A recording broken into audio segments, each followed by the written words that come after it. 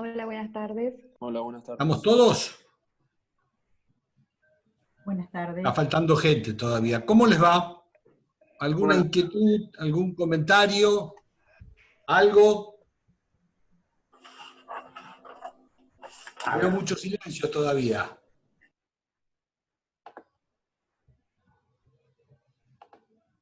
Hola, doctor, buenas tardes. ¿Cómo estás? Bien. Le hago una consulta Dale. con respecto al parcial, que es una duda que creo que en el grupo todos las tienen. Sí. Ya sabemos que va a ser oral. Queremos saber cómo es la modalidad del oral. ¿Hay que preparar un tema o ustedes van a hacer las preguntas? A ver, normalmente el sistema está permitiendo las dos posibilidades. Que el alumno prepare un tema y después el docente comienza con algunas otras preguntas, que seguramente así va a ser, o directamente el docente los comienza a interrogar. Esto, como siempre digo yo, depende de cada uno. Hay algunos que se sienten mucho más tranquilos arrancando con un tema y a partir de ese tema hablan, desarrollan, se aflojan un poquito, y a otros que les gusta más que el docente le pregunte. Eso lo van eligiendo ustedes. Ah, perfecto. O sea, hay una opción la podemos elegir, digamos. Exacto. Sí, Jonathan, en ese aspecto no hay drama. Bien, muchas gracias. Nada.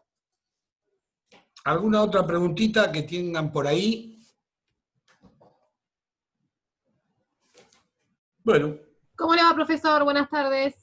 buenas tardes. ¿Cómo Le estás, con- Vane? Muy bien. Le consulto sobre el beneficio de litigar sin gastos en el proceso laboral, que creo que fue el último que quedó en la semana pasada que no comentamos nada.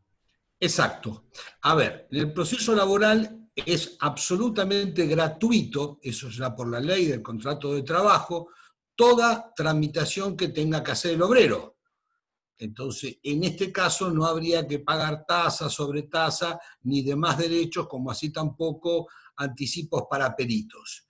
El obrero en materia laboral goza de la total exención para procesos laborales y o derivados. Suponete, también tiene una carta, documento o telegrama obrero que tampoco se le cobra, ¿eh? Así que todo lo que estamos hablando rige fundamentalmente en la materia civil, comercial, administrativa, pero está expresamente excluida la materia laboral que me estás preguntando vos. Perfecto, gracias. De nada. ¿Alguna otra preguntita que tengamos? Bueno, de todas formas yo, más allá que hoy vamos a hablar de recursos, en principio, y algo que me quedó colgado de la vez pasada, era pasarles algunos PowerPoint, filminas diría nuestro presidente, de los diversos temas que hablamos, así les van quedando un poquito grabados. Ahí yo le acabo de subir, entonces los primeros 10 minutos los vamos a tratar de recordar, marcarle fundamentalmente los puntos más importantes que me quedaron un poco colgados del jueves pasado. Entonces acá tenemos lo que hablamos de la actuación del abogado, que es la bolilla que vimos, que es la 15. Fundamentos de la defensa y los distintos sistemas que habíamos visto en la provincia de Buenos Aires. El defensor oficial, el consultorio jurídico gratuito y ya el beneficio de litigar cuando entramos a lo que acoge nuestro CPCBA. Acá tenemos los principales puntos para pensar en el beneficio de litigar sin gasto previsto por el Código. Concepto, quiénes pueden obtenerlo, oportunidad para solicitarlo, requisitos de la solicitud, ofrecimiento de prueba y oponibilidad, alcance y resolución que no cause estado. Estos fueron los principales puntos desarrollados el otro día. Más allá que supongo que entre mañana y pasado le estoy subiendo también este material para que ustedes tengan un recordatorio a lo que ya les subí de la bolilla correspondiente. Acá tenemos un concepto, que por supuesto esto no es ni el mejor ni el único, es simplemente un concepto en donde fundamentalmente tiende a que ustedes recuerden con precisión que el beneficio de litigar sin gastos es a los efectos de que la parte que careciere de recursos, y tomando el principio constitucional de la igualdad, que no sea este un impedimento para acceder, tanto sea a la acción como a su defensa. ¿Quiénes pueden obtenerlo? Entonces, lo que la ley nos exige concretamente es los que carecieren de recursos. Cuando estamos hablando de recursos, estamos hablando de los gastos.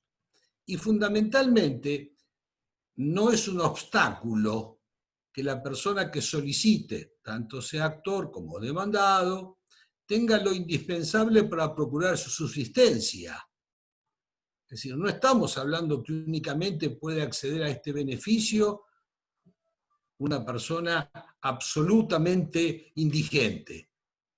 Como habíamos charlado la vez pasada, ante la posibilidad de un proceso o una defensa y uno está atravesando determinadas circunstancias, bueno, puede acceder a este beneficio porque el requisito que nos pide la ley es la carencia de recurso y no la indigencia. Y no distingue entre persona física y jurídica. ¿Cuándo lo puede presentar? Antes de presentar la demanda, en cualquier estado del proceso, y no es retroactivo. Y esta última parte es importante, no es retroactivo. Quiere decir que hoy yo inicio una demanda, si hoy no solicito el beneficio, tengo que pagar todos los gastos. Cuando vimos demanda o cuando ustedes vieron demanda, sabemos que hay una serie de requisitos. La demanda, requisitos de forma, requisitos de fondo y requisitos impositivos. Si yo la inicio y no solicito el beneficio, evidentemente tengo que pagar todo eso. Normalmente, ¿qué hacemos los abogados? Cuando nuestro cliente nos manifiesta esta imposibilidad de recursos, conjuntamente con la demanda, iniciamos en una cápita independiente la solicitud de beneficio. Yo ahí en el trabajo que les facilité, figura como un incidente. Todo aquello que no va en el principal, que no tramita en el proceso principal, tramita por incidente. Entonces, si yo este beneficio no lo escribo, no lo anoto, no lo presento conjuntamente con la demanda, que es una posibilidad, lo puedo presentar mediante un incidente. Y lo puedo presentar antes de presentar la demanda, o bien conjuntamente con ello. Otra de las posibilidades es, tanto sea actor con demandado, a veces los procesos duran un tiempo que uno no estima y la situación patrimonial puede cambiar. Entonces, en cualquier estado del proceso lo puedo hacer. Y el punto este no es retroactivo, quiere decir que lo que hasta ahora ya ocurrió, el beneficio que solicito hoy, no me va a ser favorable. Si yo ya ya inicié la demanda y el beneficio lo pido mañana, hoy tengo que pagar las costas. ¿Por qué? Porque no es retroactivo, es a partir de la presentación. ¿Vamos bien hasta ahora? Sí, profe. Bueno. ¿Te hago una pregunta? Sí. ¿Quién se hace cargo de las costas en este caso, por ejemplo? A ver, cuando hablas de costas podemos dividir en costos y costas. Costas propiamente dicho se llaman los honorarios. Costos son los gastos necesarios para la tramitación de ese proceso. El beneficio dijimos que no es retroactivo. Entonces, si hablas de los costos, los subsume el Estado. A vos te exime del pago en virtud de este beneficio. ¿A eso refería tu pregunta, Jonathan, creo que fue? Sí, sí, pero también va para el lado de las costas, porque lo que entendí yo cuando leí el material es que se hace cargo, que uno presenta esto para que no se puede, diciendo como que no se puede hacer cargo de los costos y costas, ¿o no? Perfecto. Como las costas serían al final del proceso, para el caso de que ya el beneficio te ha salido favorable, tampoco no tendrías que afrontarlo, ya lo vamos a tratar, salvo las costas de tu profesional hasta 1/3 del monto obtenido en el proceso. ¿Se entiende, Jonathan? Sí, o sea, eso sería en el caso de que salga la demanda favorable. Exacto. Si vos Bien. perdés la demanda, no tenés que pagar absolutamente nunca nada. Ah, buenísimo. ¿Eh? Sí. Vale. Siempre que obtengas el beneficio, ya lo vamos a ver en el 100%, porque vos también lo podés obtener en el 50%. Acordate que el beneficio puede ser parcial o total. Sí, sí, genial. De todas formas, lo desarrollamos, creo que puntos que siguen ahora. Entonces, requisitos de la solicitud. Bueno, fundamentalmente en los hechos que se funde. Perdón, ¿alguien dijo algo?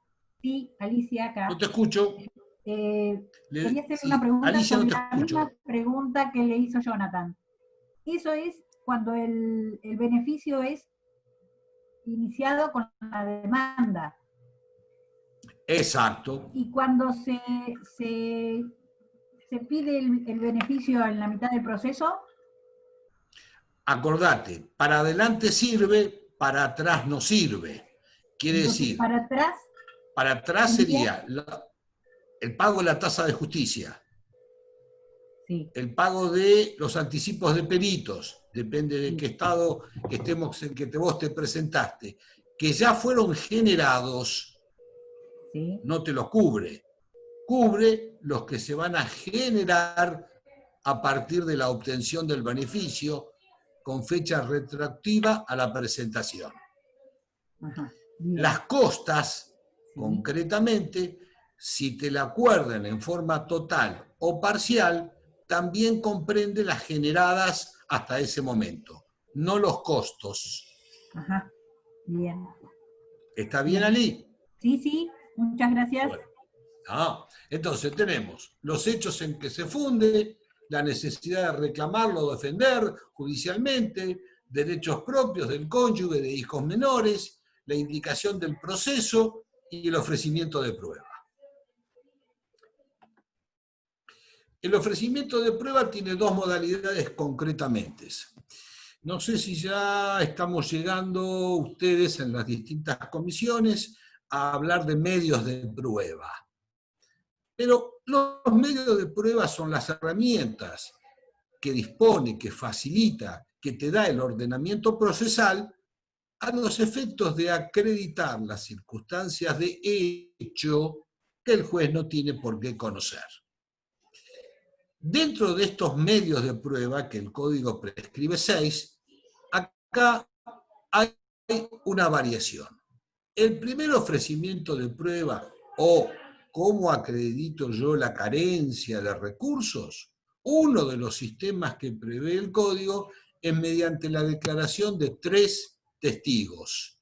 Es decir, yo voy a proponerle al juez el nombre, apellido, el domicilio. Eso un poco ustedes los ven en el trabajo que yo ya les había subido la semana pasada. Estos 3 testigos van a concurrir a una audiencia a tribunales en base a un interrogatorio que se les va a hacer, y si de la prueba que produzcan estas personas se demuestra acabadamente la carencia de recursos, el juez va a acceder al pedido. Hay un segundo sistema probatorio de la carencia de recursos, que es con 2 testigos y acompañar otros medios de prueba. Depende de la complejidad del asunto planteado. Entonces tenemos 2 formas de acreditar. 3 testigos es una, y 2 testigos, y supónganse los recibos de sueldo, el contrato de locación, cualquier elemento documental que pueda arribar a convencerlo al juez de que carezco de recursos. Por supuesto que una vez ofrecido estos medios de prueba, el juez lo primero que hace, y esto es cumpliendo el principio de contradicción, yo a veces le digo escuchar las dos campanas, le va a correr el traslado a la contraparte. Nosotros sabemos que todo proceso cuenta con una de las características que es la bilateralidad. Hay una parte actora y una parte demandada. Entonces, la parte que efectúa el pedido, por eso es importante al momento de efectuar el pedido establecer cuál es el sistema probatorio que voy a utilizar para que nuestro cliente acredite la carencia de recursos. Entonces, en ese caso, el juez fija una audiencia previa citación a la contraparte. Recuerden que cuando yo establezco el pedido, tengo que decir para qué quiero este pedido de beneficio de litigar sin gastos. Es decir, porque voy a iniciar una demanda de escrituración contra Pirulo SRL.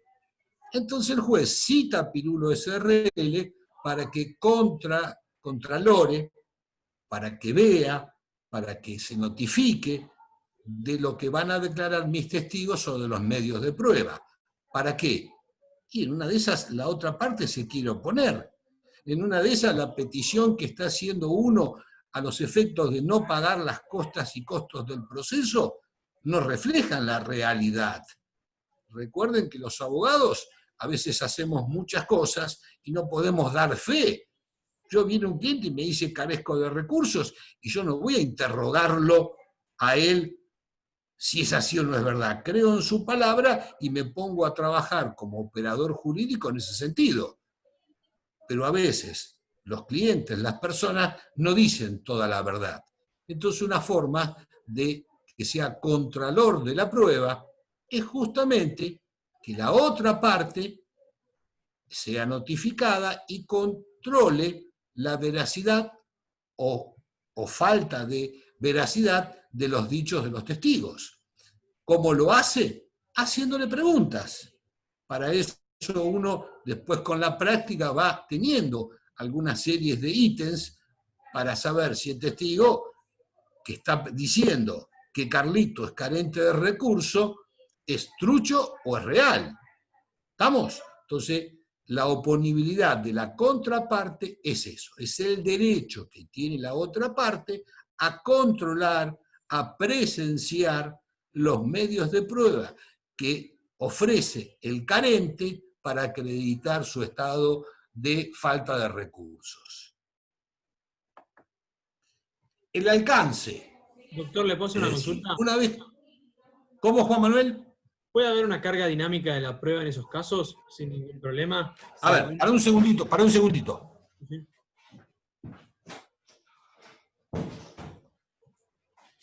Ya estoy. Cerré la puerta que me estaban acá en el estudio. ¿Me decías las pruebas dinámicas? Claro, si puede haber algún tipo de prueba dinámica relevada por la contraparte, en ese caso, para impedir el litigio con beneficio de litigar sin gastos de la otra parte. A ver, en alguna medida te diría que sí. No se adecúa estrictamente a lo que Goldsmith llama la carga de la prueba, pero evidentemente sí, podría la otra parte ofrecer, al momento de que le corren traslado, su oposición o demás medios para demostrar la falsedad de quien pretende acogerse a este beneficio. ¿Vale? Sí, genial.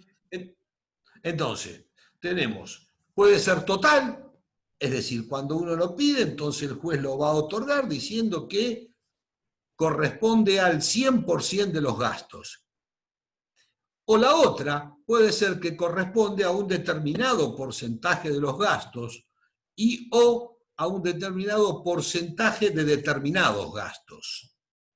Una cosa es total y otra es parcial. Pero tanto uno como otro siempre están sujetos hasta que mejore su fortuna. Esto tiene que ver con que la decisión que otorga el beneficio no causa estado. Entonces ahí un poco yo se los agregué y ahora lo ampliamos.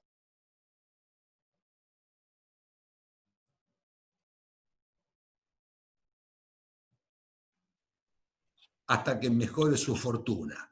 Y un poco le habíamos hablado recién con otra señorita, si venciere en el proceso, el solicitante de este beneficio, si venciere, esto no lo exime de pagar las costas de los profesionales que lo defendieron hasta el tercio de la suma que obtiene en este proceso. Y también existe otra posibilidad, que el juez deniegue el pedido. Porque yo ofrecí 3 testigos, vino la contraparte, le hizo una serie de preguntas y evidentemente no quedó claro, o evidentemente quedó turbio, que este pedido de beneficio era los efectos de esquivar, de no pagar las obligaciones correspondientes. Entonces en ese caso se va a denegar. Y ya ahora con la bolilla que vamos a ver, se va a entender bien la apelabilidad, que es la posibilidad de que si te lo denieguen o si te lo acepten, tanto uno como otro tienen la posibilidad de recurrir. A ver, con la bolilla que vamos a tratar seguidamente va a quedar aclarado esto. Cuando el juez dicta una resolución, y nosotros partimos que las resoluciones judiciales están dictadas por seres humanos, y estos seres humanos se pueden equivocar, ante la posibilidad de error, el sistema procesal nos da herramientas para que otro órgano superior y distinto controle, verifique, anule la decisión del anterior. A eso lo vamos a conocer como apelabilidad. Pero en esto nos vamos a extender ahora que tratamos la otra bolilla. ¿Qué más tenemos acá? Bueno, y un poco lo que les decía recién, que la sentencia que acuerde o deniegue el beneficio son ese tipo de resoluciones judiciales que no causan estado. Llamamos así por excepción, porque en la mayoría de los casos, las sentencias que dictan los jueces, una vez agotada la vía recursiva, adquieren la calidad de cosa juzgada. Y cuando adquieren la calidad de una cosa juzgada, máxime en sentido material, la misma no puede ser después modificada por ninguna otra decisión. Es decir, cuando las sentencias adquieren la calidad de cosa juzgada, son irrevocables. En el caso beneficio de litigar, en el caso de los alimentos, las sentencias que se dictan son sujetas a las circunstancias actuales del solicitante o del obligado al pago de los alimentos. Si después cambia esta situación de fortuna, hoy no tengo trabajo y mañana tengo un sueldo de 500.000 pesos, ¿puede cambiarse el beneficio que me dieron? Por supuesto. O al revés, hoy puedo bancar una serie de gastos y mañana cambió mi fortuna, entonces puedo solicitar el beneficio. A esto refiere que la sentencia no causa estado.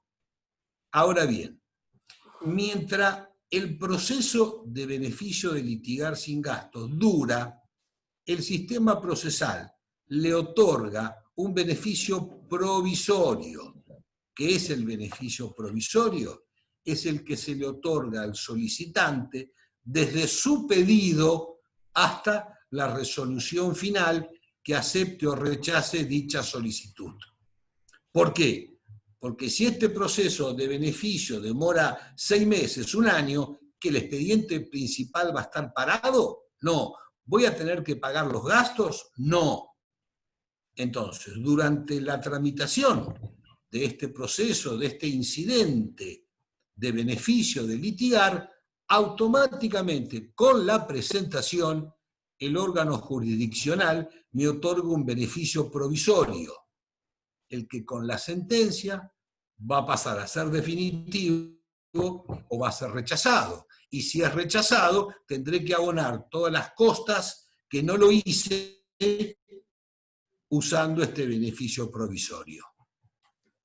¿Se entiende esto, chicos?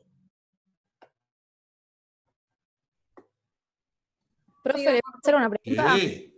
En el caso de los testigos, ¿qué pasa si no se presentan al proceso, a la audiencia? ¿Hay una audiencia supletoria o qué pasa en ese caso? A ver, en el caso de los testigos tenemos que hacer una diferencia. Si vos hablas de los testigos en los procesos principales o hablas del testigo propuesto en el beneficio de litigar sin gastos. Si bien a los dos los llamamos testigos, cumplen distinta función. Los testigos en los procesos principales, acordate que este es un incidente, el juez le fija dos fechas, una principal y una accesoria. Entonces, si el testigo no va a la principal, debería ir a la accesoria, y para el caso de que vos creas que no va a venir a la accesoria, como ser testigo es una carga pública, vos podés solicitar el auxilio de la fuerza pública para que el día anterior lo detenga y a la mañana subsiguiente lo lleve a tribunales. Esto se ve claramente cuando vemos medios de prueba. En el caso del beneficio de litigar sin gastos, más concretamente, el juez lo que hace, fija una audiencia, entonces vos te comprometés a llevarlo. Y si para el caso de que ves que no llega, presentás un escrito hablando de la imposibilidad de concurrir y el juez te fija una nueva. Listo, ¿Está, gracias. Diana? Bueno, hola. Bueno, se fue quien me lo preguntó, pero suponemos que está bien. Ya entendí, ya Ah, entendí. Perfecto. Gracias. No, con esto ya un poco cerramos. Simplemente que a raíz de los inconvenientes técnicos que escapan a mí, el jueves pasado no pude terminar, entonces se los debía este detalle. Vuelvo a decir que lo subo en estos días al solo efecto de que ustedes tengan un recordatorio. Recuerde que si bien el beneficio son 8 articulitos, tienen mucha complejidad. Entonces hay que leerlos bien, hay que estudiarlo. Para eso está el material que les subí, la charla y lo que les voy a subir nuevamente. ¿Estamos? Y por supuesto que en el campus tienen mi mail, cualquier pregunta que crean que me tengan que hacer de este tema o de cualquier otro. Por supuesto yo tengo la obligación de contestarlo, así que no tengan miedo, ni temor, ni duda. Siempre es preferible hacer la pregunta y no ponerse rojo el día del examen. ¿Está? Entonces cuenten con eso y no hay ningún problema. La idea de hoy ya es empezar a hablar de una bolilla mucho más importante, y no es que el beneficio no lo sea, sino que la que viene ahora es importante porque vamos a hablar de recursos. Cuando uno, ante todo, yo en las próximas 48 horas estoy terminando un trabajo de unas cuantas hojas que le va a hablar de esta problemática en particular. Y a su vez, en el tema recursos vamos a charlar 2 o 3 jueves por lo menos, aunque la semana que viene va a ser miércoles a las 18:30, porque ya le pedí permiso a la Comisión 3 para suspender el horario, y el miércoles que viene, después les paso más los datos, vamos a continuar con la problemática de recursos. Pensemos ahora en lo siguiente, antes de entrar de lleno, a los efectos para que ustedes vayan teniendo ideas del tema que vamos a tratar. Ya sabemos que los jueces se manifiestan a través de sus resoluciones judiciales, no de sus sentencias, porque la sentencia es un tipo de resolución judicial. Estamos hasta ahí, ya esta bolilla la están viendo. Entonces, y también sabemos que los jueces, como cualquier ser humano, se puede equivocar. Entonces, en cualquiera de sus resoluciones judiciales, el juez puede cometer un error. A los efectos de que ese error no se convierta en un grave perjuicio para las partes, el sistema procesal nos otorga facultades, instrumentos, remedios, soluciones para tratar de evitar que ese error se agrave y nos perjudique. A esos a esos remedios, a esos instrumentos, a esos actos, los llamamos recursos. No es el tema, en definitiva, que ahora vamos a desarrollar, sino simplemente para ir acercándonos a la idea. Es decir, el recurso es como un rever algo que ya se dijo. El juez dice tal cosa, yo creo que lo que dijo el juez está equivocado, está errado, no se corresponde a lo que yo pido, no se ajusta al derecho. Entonces el sistema procesal nos da herramientas para lo que dijo el juez sea revisado por otro órgano distinto y superior, o sea revisado por el mismo juez para eventualmente corregir aquello que nosotros llamamos error o falla, o en términos jurídicos lo vamos a decir agravio. Y el agravio es comprensivo de todo lo que cuando yo pido el juez me dice que no. Cualquier cosa que las partes solicitan, cuando el juez dice no, le existe la posibilidad de interponer un recurso. Ese instrumento, a los efectos de que el mismo juez que la dictó, o uno distinto y superior, revea, revise, corrija, anule, case la decisión. Y algo de esto ya sabemos, porque cuando hablamos de la bolilla 3, dijimos juez de primera instancia, por arriba del juez está la Cámara, órgano colegiado, por arriba la Cámara está la Suprema Corte, y por arriba de la Suprema Corte está la Corte Suprema. Entonces lo que vamos a empezar a ver son esas herramientas que nos da el sistema procesal para que la decisión que dicta el juez de primera instancia ante el eventual error pueda ser revisada, controlada, corregida, anulada o confirmada por la Cámara.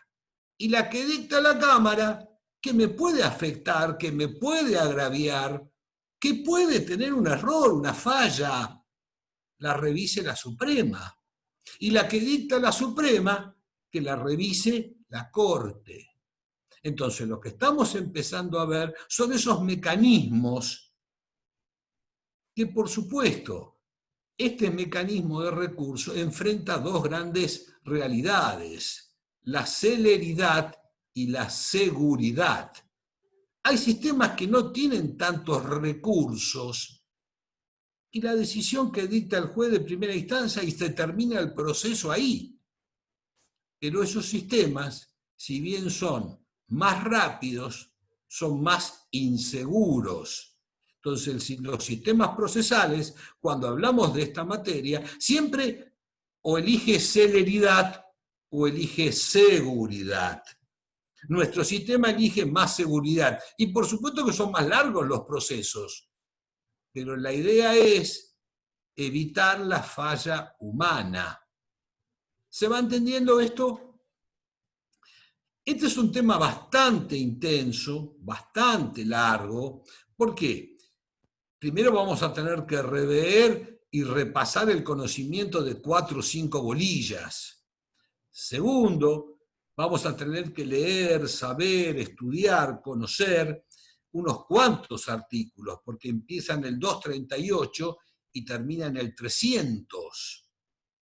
Entonces, esto exige una mayor lectura, un poco, si recuerdan los que hablamos, un poquito más engordar el chancho, porque son un montón de cosas. Yo también en este tema, y ya hoy previsto de todo, intenté también tratar de hacer como unos cuadritos a medida que vamos hablando para que a ustedes se les grabe, quede mucho más fácil el entender todo este tema, que va a resultar totalmente novedoso. Entonces, lo primero que tratamos de ver es el concepto. Hasta ahora todo lo que hablamos fue una introducción, es a los efectos de ponernos en la idea, vuelvo a reiterar, más allá del trabajo que van a tener un poco con mayor intenso, donde hablamos de hasta la historia del recurso, para que sea mayor y más fácil la comprensión de ustedes, sabiendo que siempre hay que acudir al código y a alguna doctrina. No se pueden quedar solo con lo que dice el docente, porque uno, cuando más lee, más estudia, más puede hablar. Cuando menos lee, menos estudia, menos va a poder hablar.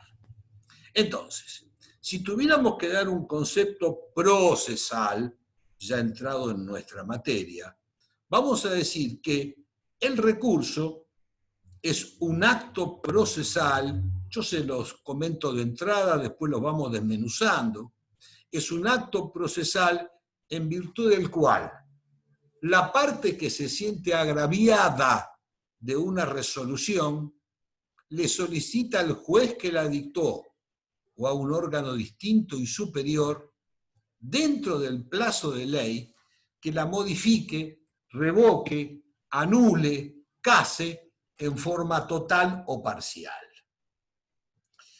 Este sería uno de los conceptos que hay, el que un poco usa la cátedra para que ustedes vayan familiarizándose con toda esta problemática. Acto procesal en virtud del cual la parte que se siente agraviada de una resolución judicial, etcétera, etcétera, etcétera. Ahora vayamos a desmenuzar este concepto, que es bastante complejo. En principio, lo primero que vemos, acto procesal, es la primera palabrita que usamos. Entonces acá, generalmente en las mesas, empezamos a ver, ¿y qué es un acto procesal? Y de ahí yo le anoté, unidad 9. Si bien estamos hablando de recursos, siempre cuando hablamos de recursos, o generalmente en todos los orales, uno habla de varias bolillas al mismo tiempo. Recuerden que la materia es solo una y que a los efectos del estudio se divide en unidades. Pero no es que una unidad sea independiente, ajena, autónoma a la otra. De lo que estamos estudiando es el derecho procesal. Entonces el derecho procesal es uno, que a los efectos de su conocimiento, estudio, aprehensión por parte de los alumnos lo dividimos en unidades. De ahí que yo a veces les digo, ojo que les puedo preguntar del primer parcial. Yo digo, bueno, por arriba del juez de primera instancia, ¿quién está? Ah, no, doctor, eso lo vimos en la parte anterior. ¿Se imaginan mi respuesta cuál va a ser? Entonces, acto procesal. De la definición, las primeras dos palabras. Bueno, para esto, ¿qué es un hecho? ¿Qué es un hecho jurídico? ¿Qué es un hecho procesal? ¿Qué es un acto? ¿Qué es un acto jurídico? ¿Y qué es un acto procesal? Tenemos que repasar, saber la bolilla 9, que habla de acto. Por supuesto que esto se nos facilita si ya esa bolilla la tenemos más o menos aprendida. Porque, en definitiva, y a los efectos de simplificarle la vida, acto procesal vendría a ser todo hecho voluntario ilícito que tiende por objeto a la iniciación, prosecución y finalización de un proceso. A ver, si quisiéramos decir que es un acto jurídico hecho voluntario ilícito, volvemos a repetir lo mismo, que tiene por objeto, reitero lo mismo, el nacimiento, desarrollo o finalización cuando digo acto jurídico, es de un derecho. Es decir, firmar un boleto de compra-venta no es un acto jurídico. Perdón, no es un acto procesal. Es un acto jurídico, porque están hablando de derecho. Presento la demanda, ofrezco testigos, contesto la demanda, interpongo recurso, solicito beneficio de litigar sin gastos. Son actos procesales, porque son hechos voluntarios, lícitos, si no ocurriera alguna de estas cosas. Si el escrito que yo presento en tribunales es porque me pusieron un revólver en la cabeza, no es voluntario. Entonces, el acto procesal es el hecho voluntario y lícito que tiende ¿a qué? Al nacimiento. Inicio la demanda, presento una demanda, es al nacimiento. Ofrezco testigos, a la prosecución. O llegamos a un acuerdo entre las partes y acompañamos una transacción a la finalización. ¿De qué? Del proceso. Entonces, como regla mnemotécnica en este primer punto, y esto no implica no estudiar el tema, tanto acto jurídico como procesal, las definiciones son muy parecidas. Cambia la última palabra, regla mnemotécnica. Hecho voluntario ilícito que tiende a nacimiento, modificación o extinción, si es jurídico del derecho, si es procesal del proceso. Todo lo que yo hago dentro de un proceso, en forma voluntaria, ilícita, es un acto procesal. Pero por supuesto que pueden haber hechos o hechos procesales, o hechos jurídicos, que un poco estoy marcando acá. Si uno de los actores, uno de los demandados, muere, no es ni acto jurídico ni acto procesal, es un hecho que tiene trascendencia en el proceso, porque salvo casos de excepción, no es un acto voluntario que haya muerto. Está simplemente para irle despertándole un poco de inquietudes. Este acto procesal, estamos siempre pensando en el concepto de recurso, Este acto procesal, en virtud del cual la parte, nosotros ya sabemos que los procesos normalmente son bilaterales. Uno es la parte actora y otro es la parte demandada. Cuando decimos parte actora y parte demandada, no estamos diciendo que hay una sola persona. No confundamos parte con persona. Parte, materia procesal. Persona, código civil. Entonces, en la parte actora pueden haber 500 obreros que reclaman una diferencia salarial. Pueden haber en la parte actora 60 personas que se encontraban dentro del micro. Y todas son parte actora.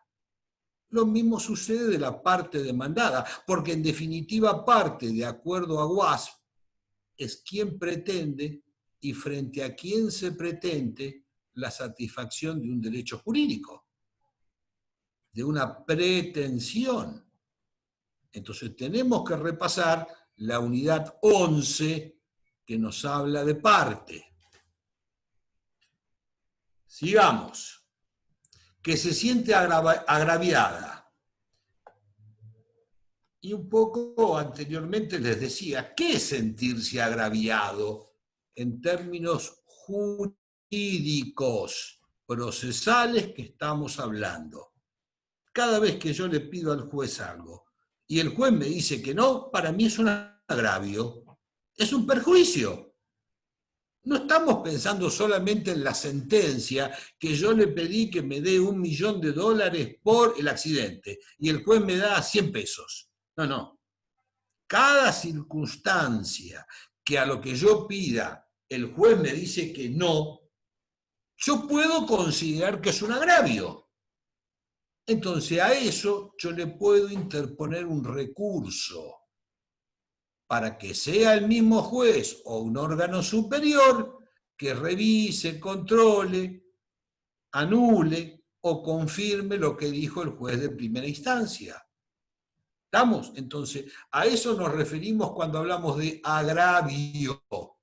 Es la circunstancia cuando el juez deniega una petición o pretensión efectuada oportunamente por alguna de las partes.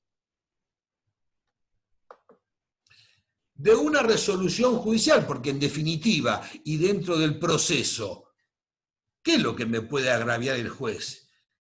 ¿Que el juez fume? No. ¿Que el juez tenga su situación personal X? No. Porque como los jueces únicamente se manifiestan a través de resoluciones judiciales, lo único que a mí me puede agraviar en términos técnicos procesales es lo que el juez diga. Y lo que el juez diga es una resolución judicial. Entonces acá tenemos que revisar todo, la bolilla 10. ¿Qué son las resoluciones judiciales? ¿Qué es una providencia simple? ¿Una sentencia interlocutoria, homologatoria, definitiva? ¿Cuáles son los requisitos propios y los requisitos comunes? Todo esto para definir recurso. Y sé que me estoy poniendo muy cargoso, pero es preferible cargoso hoy que muy malo en el examen. Entonces, los jueces se manifiestan a través de sus resoluciones judiciales. Y las resoluciones judiciales normalmente son 4. Una, que es la providencia simple, y las otras 3 que comienzan con la palabra sentencia. Todas reglas mnemotécnicas para ayudarlos a que el conocimiento y después desempeño de ustedes sea brillante. Entonces, una es providencia, las demás son sentencia. Y las sentencias son de 3 tipos: interlocutoria, homologatoria, definitiva. La homologatoria es la que homologa, acepta o no un medio normal de terminar el proceso. La transacción, la conciliación. ¿Estamos? La sentencia definitiva es la que pone fin al proceso. Y la interlocutoria es la que define una cuestión incidental que tramite en el proceso. Por ejemplo, el beneficio de litigar sin gastos. No es la cuestión fundamental. El beneficio de litigar sin gastos no se va a resolver por una sentencia definitiva. Se va a resolver por una sentencia interlocutoria. ¿Vamos bien hasta ahora? Bueno, suponemos que sí. Si no, bueno, me mandan un mensajito y retrocedemos. De todas formas, somos temas que vamos a ver 2 o 3 veces. Entonces, la providencia simple es aquella de mero trámite y no resuelve ninguna cuestión. Mero trámite. Solo sirve para el avance del proceso. Y las otras 3 que comienzan con la palabra sentencia resuelven cuestiones. La interlocutoria, dijimos, una cuestión incidental, la homologatoria, un medio anormal, y la definitiva define el proceso. Pero sabemos bien que todas estas tienen requisitos propios y requisitos comunes. Los comunes son los requisitos que son para todas la misma. Y esto es sencillo. Todas comienzan de la misma forma y todas terminan de la misma forma. A eso le decimos común. ¿Cómo comienzan? Lugar y fecha. ¿Cómo terminan? Con la firma del juez. ¿Qué hay en el medio? Una resolución escrita. Punto. Esos son los comunes.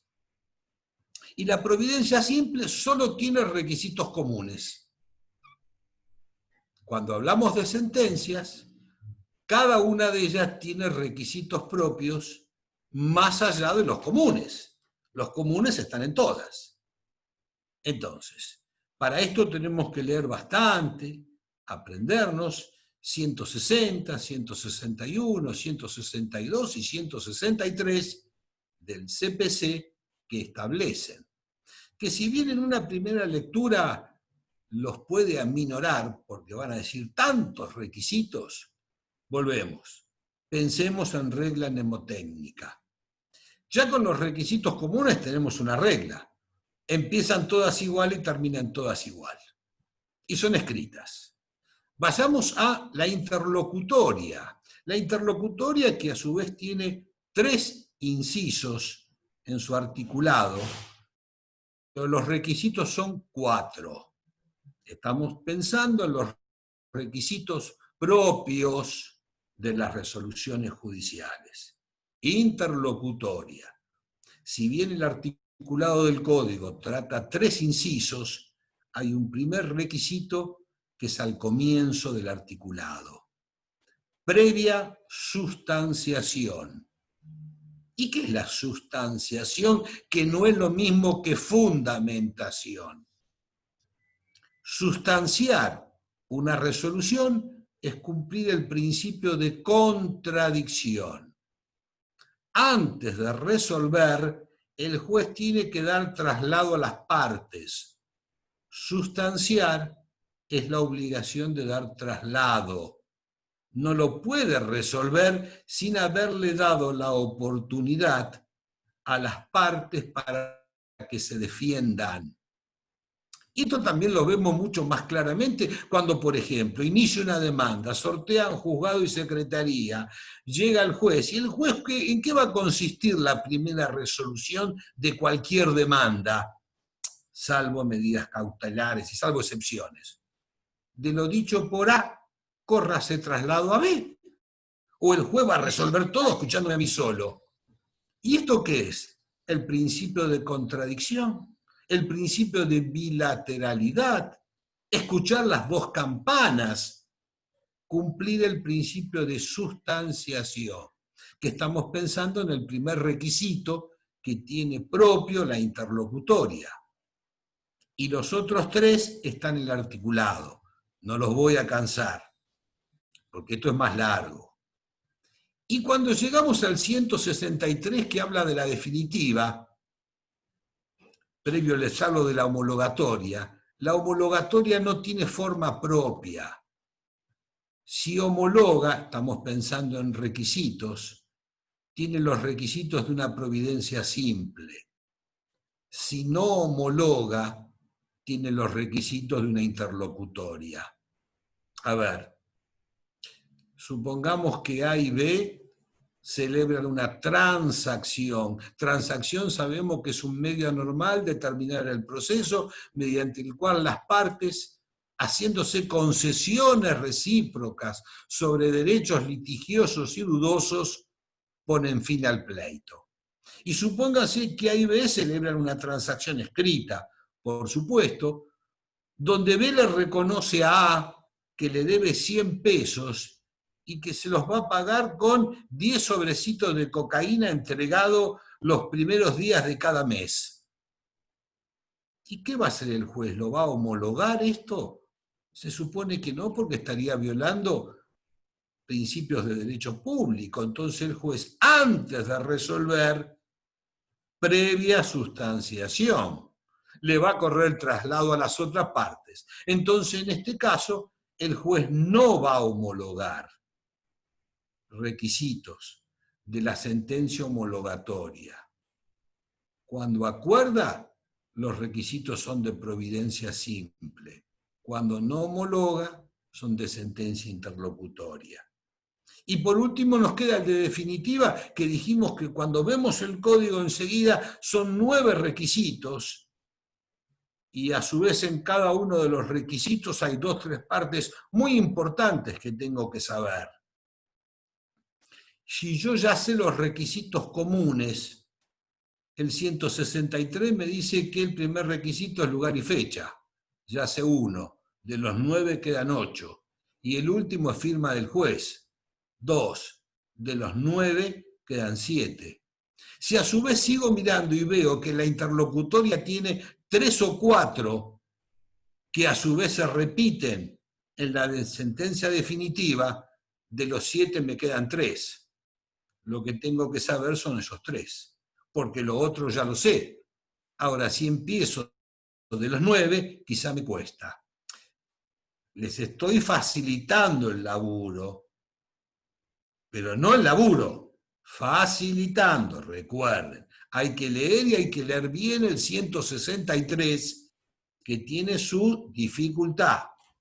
Por eso al chanchito hay que engordarlo despacito. Entonces, pensamos en recurso, que es un acto procesal en virtud del cual la parte que se siente agraviada, dijimos, de una resolución judicial, le solicita al juez o a un órgano distinto y superior al que la dictó. Esto ya nos está abriendo el camino, quiere decir que no solo nosotros nos podemos quejar del juez, sino también podríamos en alguna medida ir, pedir, solicitar a alguien distinto y superior. El primero es el juez, que la dictó, y también tenemos o a un órgano distinto y superior.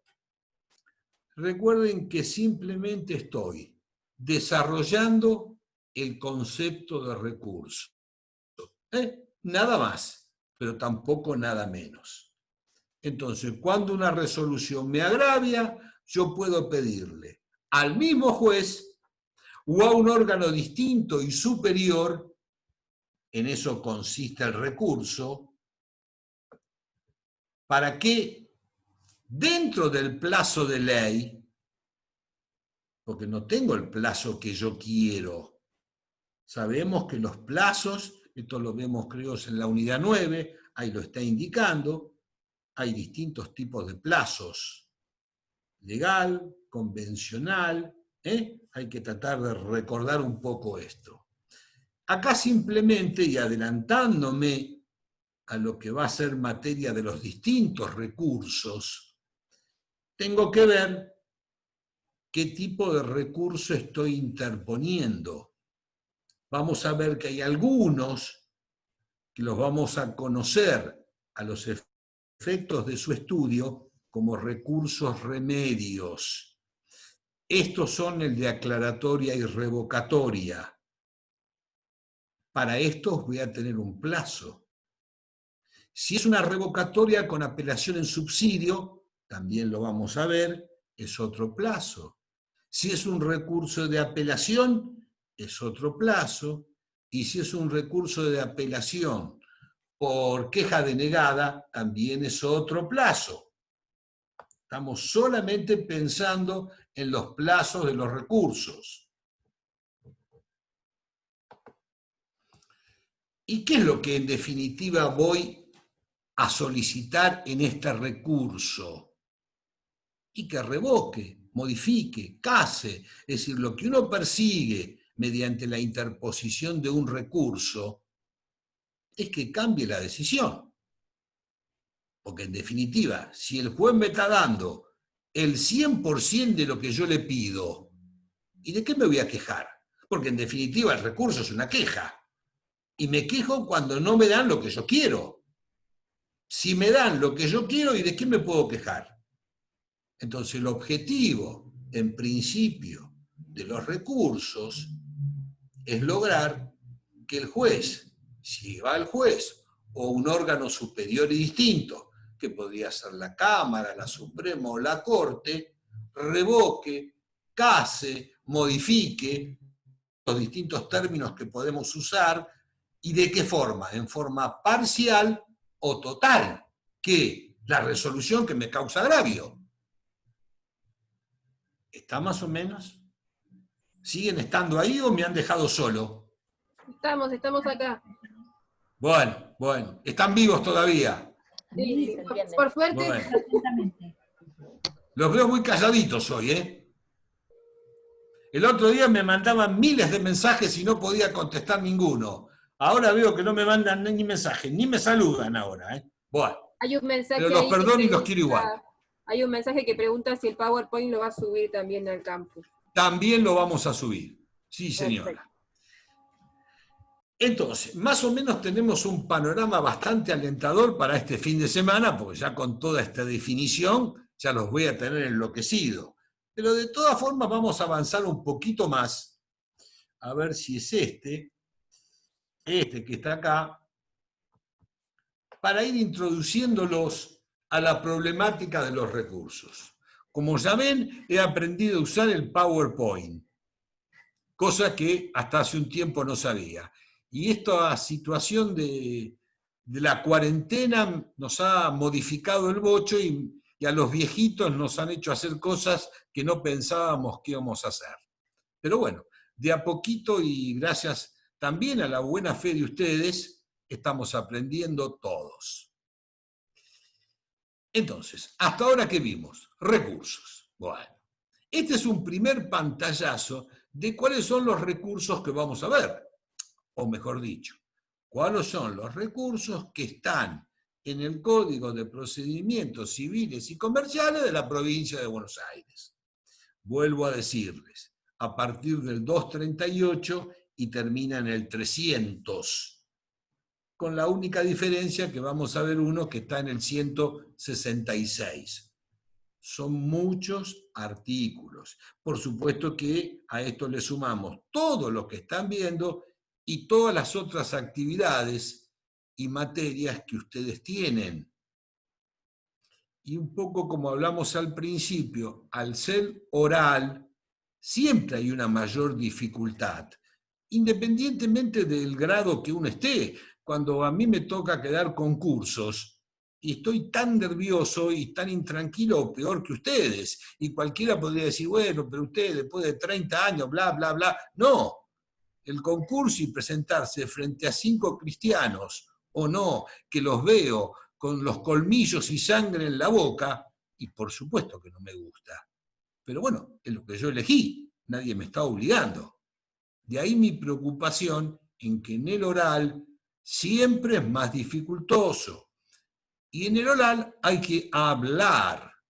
Y cuando más leo, más estudio, más hablo. Hay una regla proporcional a esto. De ahí que soy cargoso con decirle, por favor, engorden el chanchito. Cada uno a su medida. Bueno, entonces, los recursos en la provincia de Buenos Aires, agotada la definición, tenemos dos grandes ramas. Unos que los vamos a llamar ordinarios y otros que los vamos a denominar extraordinarios. Como un avance simplemente en este campo, los ordinarios persiguen la corrección de los errores que vamos a conocer como errores in procedendo, mientras que los extraordinarios van a corregir aquellos que denominamos errores in iudicando. La diferencia es bastante notoria y la vamos a ir descubriendo a partir de que avancemos. Los ordinarios, acá un poquito el cuadrito se lo está marcando, hay de 2 tipos, perdón, hay de 5 tipos. Recurso de aclaratoria, recurso de revocatoria con apelación en subsidio, recurso de apelación y recurso de queja por apelación denegada. Acá ya tenemos 5 recursos y los extraordinarios son 3. De inaplicabilidad de ley o doctrina legal, extraordinario de nulidad y extraordinario de inconstitucionalidad. Y solo para cubrir este primer pantallazo, los extraordinarios son los que resuelve la Suprema Corte de Justicia. Los extraordinarios se presentan ante sentencias definitivas de la Cámara de Apelación o Tribunal de Única Instancia y son resueltos por la Suprema Corte de Justicia.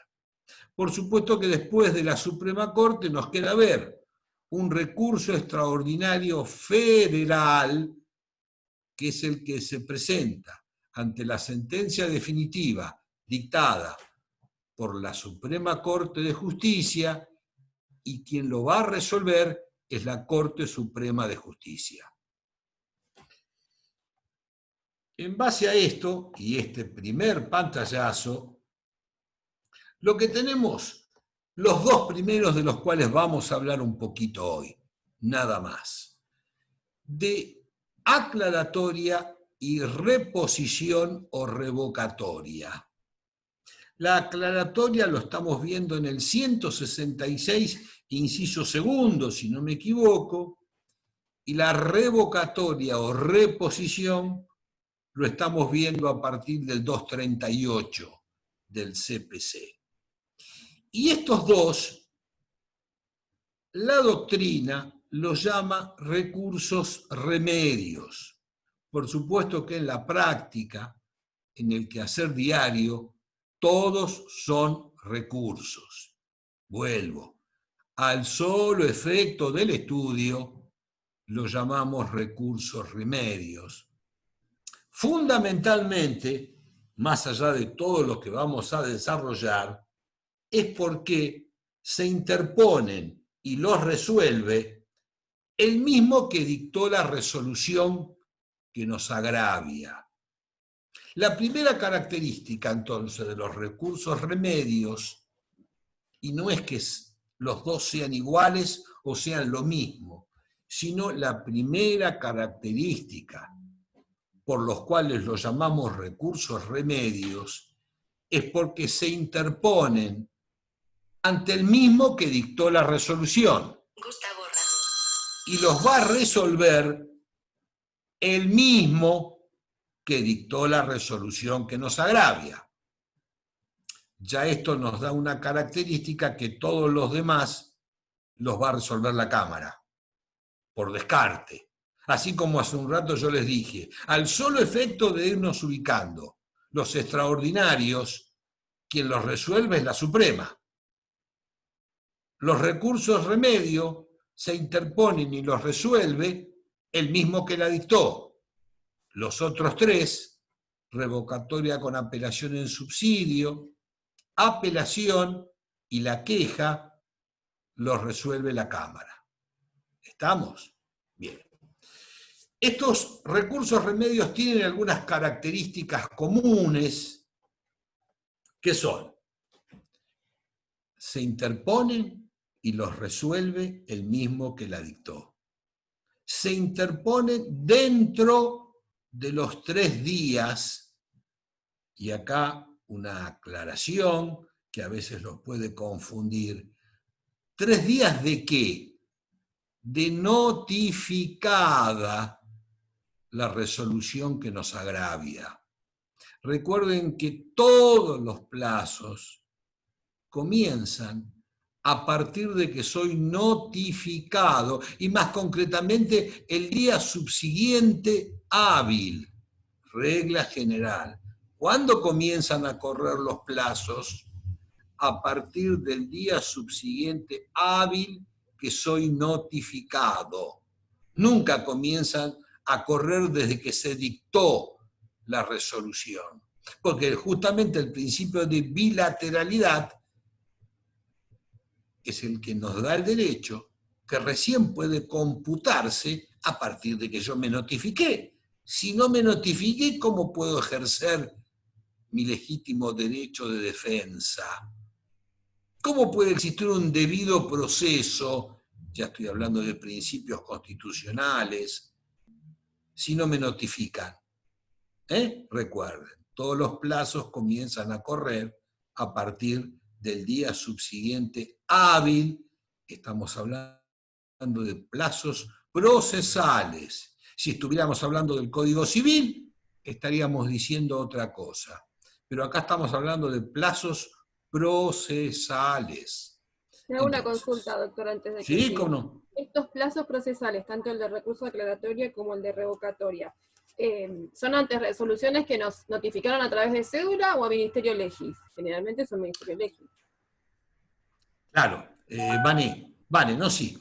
Sí. La ley no distingue, porque ya, ¿por qué querés hacer esta distinción vos? No, preguntaba porque... No, vale. Es a partir de que vos estés notificada. El medio de notificación varía de acuerdo a la resolución, Perfecto.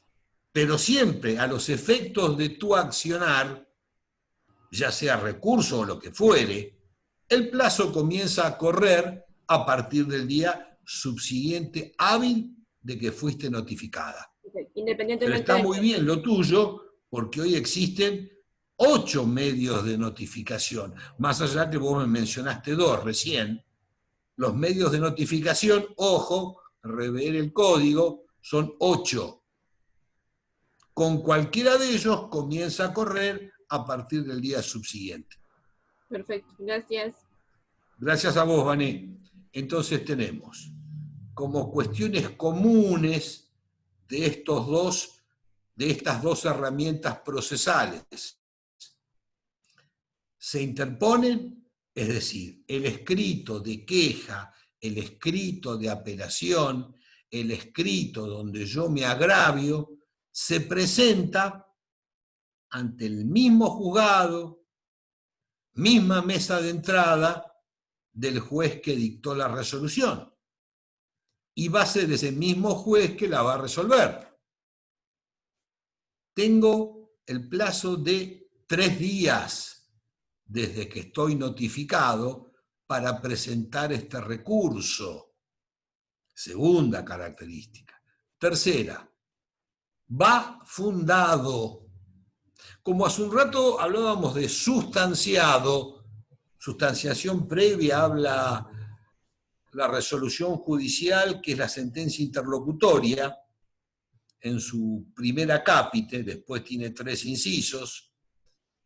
Sustanciación habíamos dicho claramente que es el derecho, la obligación que tiene el órgano jurisdiccional de antes de resolver una cuestión, dar traslado a la parte. Fundamentación, palabra que vamos a citar reiteradamente en todas nuestras charlas de recurso, es la obligación tanto del órgano jurisdiccional como de las partes de explicar en forma técnica, jurídica y fáctica de por qué me agravia lo que me agravia. Y si fuera el juez, de por qué resuelvo lo que resuelvo. Es decir, me tienen que explicar, fundar o dar fundamento o fundamentado, es dar la explicación técnica, jurídica y fáctica de por qué me agravia, si es alguna de las partes, o por qué resuelvo lo que resuelvo, si lo hace el juez. Es decir, ¿podría un juez decir, rechazo lo tuyo, punto? No, me tiene que explicar por qué me rechaza. O también, si me lo acoge favorablemente, ¿cuáles son las razones que ha tenido este magistrado para resolver a mi favor? Razones jurídicas, es decir, normativas, y razones fácticas. ¿De dónde surge ese razonamiento que arriba a tal conclusión? Y cuando yo interpongo un recurso, lo mismo. Voy a decir, me agravia tal cosa. ¿Por qué? Tengo que explicar desde Pero ya. siempre va a haber una parte agraviada, ¿o no? Porque si... No necesariamente, Jonathan, porque en una de esas vos sabés dónde te duele el callo y dónde no te duele. Puede ser que te haya agraviado o no. Pero, por ejemplo, el que presenta el demandante, por ahí, o sea, hay algo que lo beneficia a él, pero si hay algo que lo beneficia a él, la otra parte la estaría agraviando en sí, o no siempre, bueno, no sé.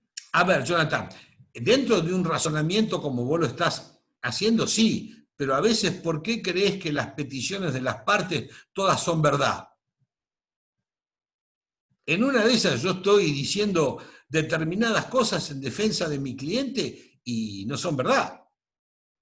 Ah, está bien. Es decir, yo demandé a mi cliente porque se dobló un tobillo $1.000.000 y el juez me dio 100.000 pesos nada más. Y capaz yo estoy conforme. Si la verdad que $1.000.000 era un verso que yo había inventado. ¿Está? Está bien, o sea, ahí en ese caso la otra parte no estaría siendo agraviada tampoco, o sea, Exacto. está bien. Por eso digo que no necesariamente tiene que la resolución judicial cause agravio, pero si te lo causa, tenés la herramienta de una en una de esas, te diría, hasta en forma maligna y como una actitud dilatoria, poner un recurso. Lo haces porque querés prolongar este proceso, quizás sabiendo de que no tengas razón. Acordate que los abogados no peleamos por la razón.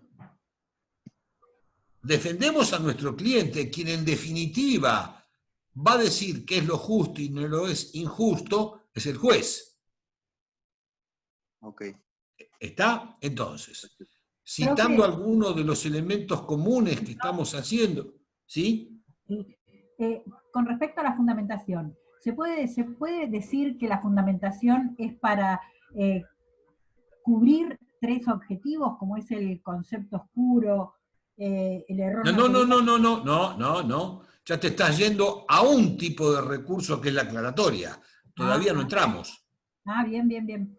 No. Ahora estamos hablando de principios generales, es decir, que los vamos a ver también en los otros recursos. En este caso en particular dijimos, se interpone y lo resuelve el mismo que la dictó. Bien. Va dentro de los 3 días. La interposición tiene que ir acompañada de la fundamentación. Como elementos comunes, creo que ahí un poco están dentro de los puntos a desarrollar. Ahora bien, la aclaratoria difiere de la reposición o revocatoria. La aclaratoria, en principio, es un recurso remedio. Lo ubicamos en el 166, inciso 2 o 3, no recuerdo exactamente, y tiene 3 objetivos únicamente. Aclarar concepto oscuro, aclarar error material o subsanar omisión. Entonces, ¿en qué casos puedo interponer dentro de los 3 días de notificado, debidamente fundado, un recurso de aclaratoria? Cuando la resolución judicial tenga un error material. En vez de 100, dijo 100.000. Error material. Cuando puede haber en ella un concepto oscuro, supónganse que en vez de Alfonso, diga Alfredo. Hay un error que lo llamamos concepto oscuro que puede llamar a confusión. Y el tercer supuesto es cuando yo al juez le pedí 3 cosas y me resolvió 2. Omitió resolverme algo. Por eso la tercera posibilidad es subsanar omisiones. Jamás este tipo de recurso remedio tiende a que el juez cambie, varíe, modifique sustancialmente su decisión. Véanlo claramente, es aclaratoria, es aclarar. Ya vamos a ver, el de revocatoria o reposición tiene otro objetivo. Y la aclaratoria se entiende, esto de acuerdo a lo que indica el código, cuando concepto oscuro, error material o subsanar omisión. Para cualquier otra cosa que no sea este estrecho margen, no va a ser aceptado favorablemente el recurso de aclaratoria. Y procede contra toda resolución judicial. Está como grandes reglas. Mientras que si pensamos en la revocatoria o reposición, 238, procede únicamente contra providencias simples. Ya tenemos la gran diferencia. Uno, aclaratoria, era contra toda resolución judicial. Otro, revocatoria o reposición, únicamente contra providencia simple, para que el juez, por contrario imperium, modifique su decisión. Es decir, yo le digo, señor juez, la cédula dirigida a Carlito vino sin notificar, solicito una nueva cédula. Recuerden primero, lo que yo puedo interponer una revocatoria es una providencia simple, y de acuerdo a lo aprendido, cuando vi resoluciones judiciales, providencia simple es aquella que solo sirve para el avance del proceso, solo es de mero trámite y fundamentalmente que no resuelve nada. Entonces, este tipo de resoluciones, providencia simple, que solo tienen lugar y fecha, líbrese cédula y la firma del juez, la providencia simple no la define la extensión. Por favor, simplemente estoy intentando que ustedes comprendan. El primer despacho de un juez, cuando uno interpone una demanda, la primera resolución judicial, normalmente es una providencia simple, porque ordena el traslado a la otra parte, y quizá esté escrita en una hoja y media o 2 hojas. Entonces no es la extensión de la resolución lo que la define, sino es el contenido de la resolución. Y el contenido tiene que ser de mero trámite y no que resuelva algo, porque si resuelve es sentencia, y si es sentencia no le podemos interponer este recurso remedio, porque cuando hablamos de aclaratoria dijimos que va ante toda resolución judicial. Estamos hablando de revocatoria y estamos diciendo que únicamente contra providencia simple. Y esto es importante porque, como operador del derecho, a nosotros los abogados no se nos puede exigir un resultado.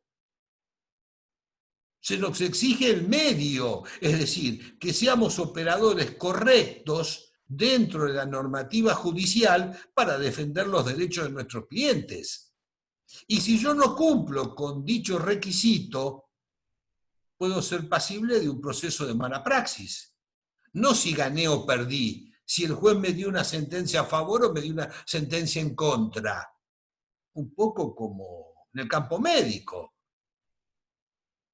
Uno cuando opera, un médico cuando opera, no garantiza el resultado. Garantiza que lo va a hacer de la forma más correcta, idónea, con los mejores elementos posibles. Entonces, no toda muerte en la sala de operaciones significa una mala praxis. Lo mismo en el caso de nosotros. No cada vez que una sentencia tengamos adversa, eso significa mala praxis. La mala praxis es cuando no somos buenos operadores de las herramientas que nos da el sistema jurídico. De ahí que yo siempre insisto en que conocer el derecho procesal, y esto no va en contra del derecho de fondo. Recuerden que en la bolilla 1 vimos diferencia entre derecho de fondo y de forma. El derecho procesal es un derecho de forma. Conocer el derecho procesal es toda una responsabilidad, porque el juez en el proceso podrá cambiar el derecho de fondo, porque el derecho lo sabe el juez. Entonces yo inicio una demanda e invoco el artículo 1740 y el juez podrá decir, no, mire, el 1740 no se aplica el 1720. Y está bien, el derecho de fondo lo sabe el juez, pero si yo como operador del derecho no inicio una demanda, y por darle un ejemplo, una que corresponde a sumaria, la inicio como ordinaria, o viceversa, o en vez de interponer un recurso en el día 3, lo interpongo en el día 10, me estoy equivocando procesalmente. Y eso el juez no lo puede subsanar. El juez sabe el derecho de fondo. El derecho de fondo lo sabe la parte. Y nosotros somos operadores de la parte. De ahí que un error o un planteamiento equivocado del derecho de forma nos convierte en pasible de un proceso de mala praxis, si a consecuencia de ello puede acarrear el rechazo de la demanda. ¿Está más o menos? Suponemos que sí. Entonces, Sí. la revocatoria únicamente procede, por supuesto que repetimos, dentro de los 3 días, al mismo juez que la dictó, él mismo lo va a resolver, debidamente fundada, y solo se puede interponer este tipo de recurso en providencias simples, al solo efecto que el juez cambie por contrario imperium la decisión tomada. Y yo les decía en este aspecto, vino una cédula sin diligenciar y yo le pido al juez una nueva cédula a los mismos fines y efectos que la anterior y el juez me rechaza este pedido. Frente a esa resolución que me rechaza el pedido, ¿cómo puedo hacer que el juez se equivocó? Que se corrija el mismo juez mediante una revocatoria o reposición, la cual es una providencia simple, de la cual el juez, por contrario imperium, el que puede lo más, puede lo menos, varíe, advierta su error, revoque la resolución y me otorgue la solicitud de cédula peticionada. Por supuesto que ya vamos a ver, ya por hoy es bastante, ya vamos a ver que si el juez, yo tengo miedo que no cambie esa decisión, tengo una herramienta subsidiaria que es la revocatoria con apelación en subsidio, que ya un poquito la vamos a tratar el miércoles que viene. Recuerden, yo después les voy a pasar todo, a las 18:30, gracias a la contribución de la Comisión 3, que cede su horario. Bueno, estamos más o menos en 1 hora y media, lo que ya es bastante cansador para ustedes. ¿Escucho alguna preguntita? Más allá de desearles buen fin de semana. ¿Tomás? Disculpe, profesor, ¿puedo hacer una pregunta? Sí, la que gustes. Me parece un poco mucho que tenga temas de las unidades anteriormente evaluadas, debido a que estamos cursando 3 materias más. Me parece como un exceso. Perdón, Tomás, ¿podés hablar un poquito más fuerte? Me parece un poco mucho que tome temas de las unidades anteriores evaluadas, porque estamos cursando 3 materias más y me parece un poco excesivo para mí. Está bien, Tomás, yo respeto tu opinión, más allá de que no la comparta, porque los argumentos que vos me das no son válidos, porque estoy cursando 3 materias, entonces no me exija más. ¿Y qué tiene que ver eso? Entonces, aquel que cursa una materia sola, ¿sí le voy a preguntar? Bueno, Tomás se enojó y se fue. De todas formas, y aclarándole a Tomás y a los demás, la idea no es que se va a tomar todo lo que vimos en el primer parcial. Uno se supone que eso, y en el caso de ustedes, los han visto y han aprobado el primer parcial. Simplemente que en muchas de las preguntas, y tomándose que la materia es solo una, varias cuestiones van a referir a temas anteriores, dentro del tema nuevo. Recién cuando hablamos la charla vimos, al hablar de recursos, que abarca 3, 4 bolillas. Pero hay muchos temas, por ejemplo, en el recurso de apelación, Yo le voy a decir, bueno, y la resolución que dicta un juez de paz, ¿a dónde va a ser apelada? Ah, no, doctor, el juez de paz lo vimos en la parte anterior, entonces yo ya no sé. A esto me refiero. Jamás se les va a hacer un interrogatorio del primer parcial, pero la materia es toda una y hay como nexos de conexidad inevitables, lo cual respuestas a preguntas que se le hagan van a referir a situaciones o a bolillas ya vistas, que es la jurisdicción, que es la competencia, a qué fuentes del derecho va a recurrir el juez para resolver este asunto. O los jueces, bueno, ¿cuál es el deber del juez en este caso? Ah, no, doctor, el juez, bueno, se da cuenta, eso es lo que un poco la cátedra no acepta, y es más, yo les diría, a lo largo de la facultad van a ver que generalmente no es aceptado por ninguna materia. Vuelvo, no a preguntarles sobre temas anteriores, sino que los temas nuevos están perfectamente comunicados con anteriores y hay respuestas donde necesariamente uno vuelve atrás. Profesor, yo tengo dos preguntas. ¿Puedo hacerle? Sí, Joaquín, por favor. La primera es, ¿cómo se van a organizar para tomarnos a cada uno? ¿Nos van a dar un horario o va a ser por días? Porque somos un montón de alumnos.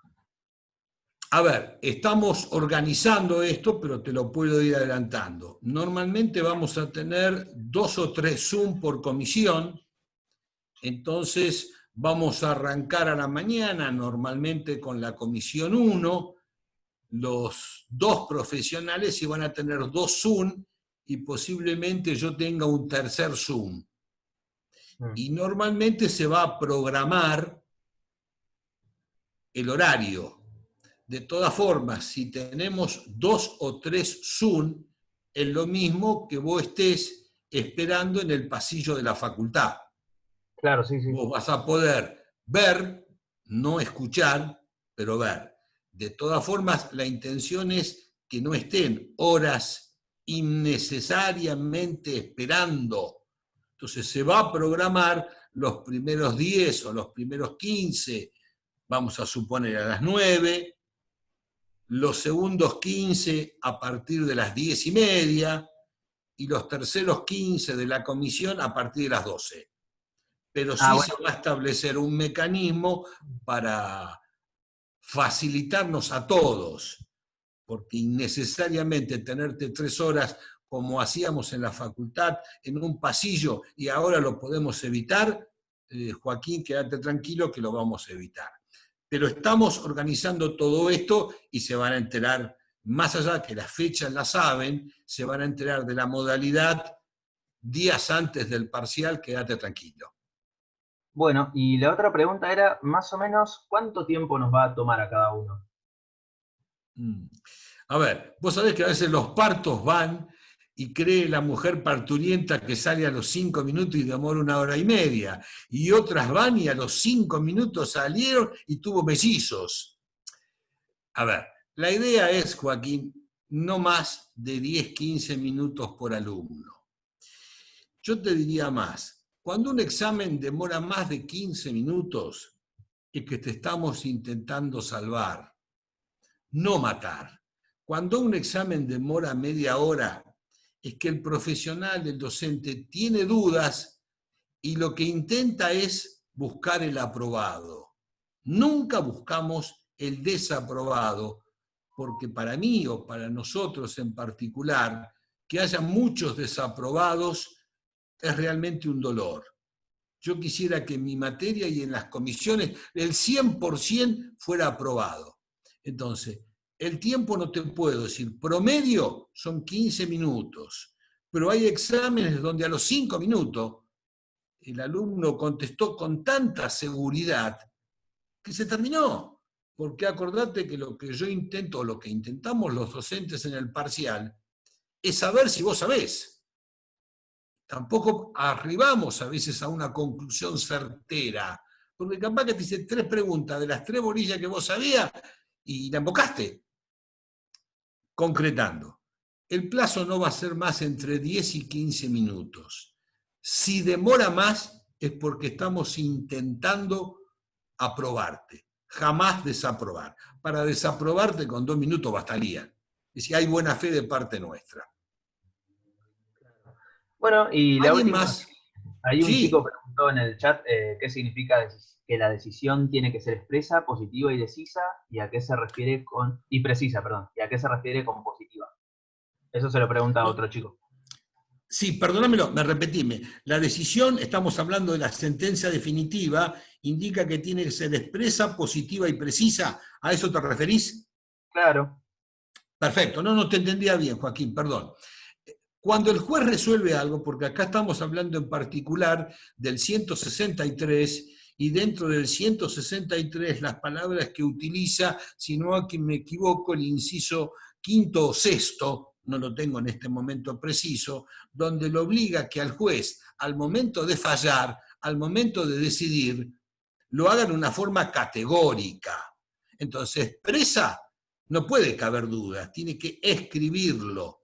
Precisa, tiene que determinar qué te condena y qué no te condena, qué aprueba y qué no aprueba. Volvemos, no puede dejar duda. Y positiva es pensando en lo que te beneficia y no en lo que no te beneficia.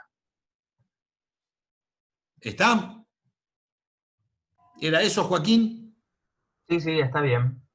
Perfecto. Yo lo voy a molestar con los 8 medios de notificación, si me los puede nombrar. Ay, bueno, te los voy a nombrar. Por A ver, favor. de acuerdo al código tenemos, acordate que eso lo tenés que ver en la bolilla correspondiente y dentro del código, pero no Sí, importa. no lo vimos todavía, por eso se lo pregunto. No, está. Acordate que tenés que ayudarte con bibliografía. Pero Bien. acá vos tenés, primero, la notificación, la más importante de todas, para no confundirlo, ya que tocan el tema, lo hablamos, y más allá de que el miércoles que viene vamos a contar con la colaboración inestimable del doctor Iriarte de la Comisión 3, que nos va a hablar de ese tema, porque realmente a mí me interesa y quiero que ustedes tengan claridad. Primero tenemos la más importante de todas, es la notificación Ministerio Legis, para no confundirse. No es la cédula.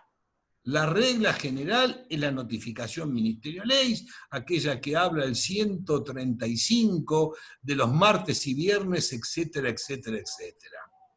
Después podríamos decir la actual por medios electrónicos, que es la última que se agrega, que estamos usando constantemente. Después tenemos la personal, la tácita, la por medios de notificación radiodifusión, tenemos la por carta documento, tenemos no me acuerdo qué más, la de oficios. ¿Edicto también? Por edicto.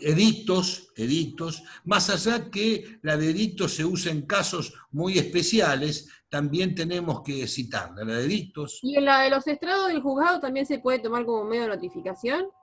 A ver, ahí te corrijo, Vane, y es importante.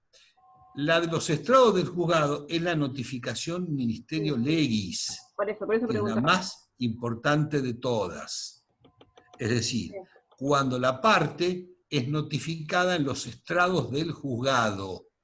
Bien. Notificación Ministerio Legis, que es la más importante de todas. Perfecto, listo. Vale, Vani. Muchas gracias. ¿Alguna otra preguntita? De todas formas, y en esto lo vuelvo a reiterar, que el tema notificaciones puede generar determinadas dudas, por eso la idea es que el miércoles que viene, la última media hora, va a colaborar conmigo el doctor Iriar para hablar de notificaciones, para que no le generen, porque a veces en los exámenes vemos que le digo cuál es el medio más importante y no dicen lo correcto. ¿Escucho alguna otra? Carta, documento, edictos, oficio, estoy viendo, la personal, la cédula, la tácita,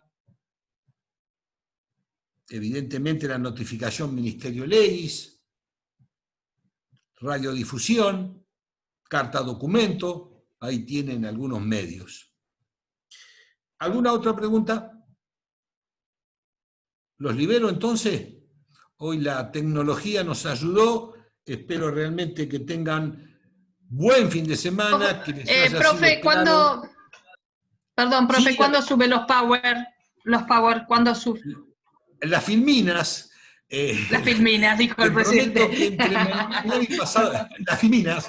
En nuestra época Nos se decía echábamos en filmina. edad. En nuestra, Por sí, eso, nos no, echábamos no. en edad. No, jamás. Los PowerPoint, te prometo entre mañana y pasado. Estoy terminando Bueno, un gracias. recurso, por eso ando medio agobiado en tiempo, Está bien. pero entre mañana Está y bien. pasado está subido el PowerPoint de Bueno. beneficio, el PowerPoint de recursos que vimos hoy, más el trabajo que estoy haciendo y terminando de recursos para que ustedes puedan leer y después, con el estudio del código y alguna bibliografía, poder charlar más sobre el mismo. Bárbaro, así lo ¿Vale? tenemos para el fin de. Gracias, muy Perfecto. amable. Abrazos para todos, buen fin de semana y por favor cuídense Buena la cátedra. de la pandemia. Esperemos que no comparto el parcial.